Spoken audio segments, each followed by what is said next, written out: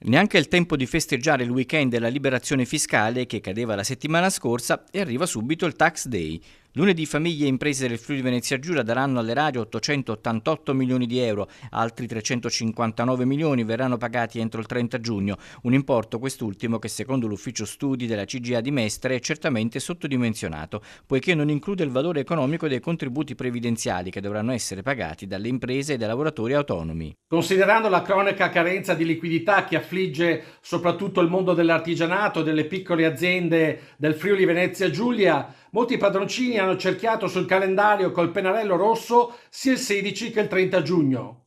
Due scadenze fiscali che mettono paura e fanno tremare chiunque abbia a cuore la propria attività.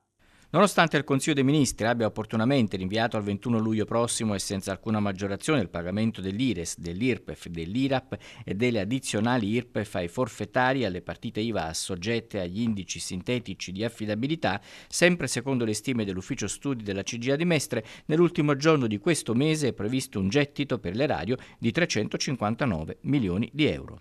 E se la scadenza di lunedì sta togliendo il sonno a molti, perché in preda alle difficoltà di reperire i soldi per onorare le richieste del fisco, anche quella del 30 giugno rimane tra le più importanti dell'anno.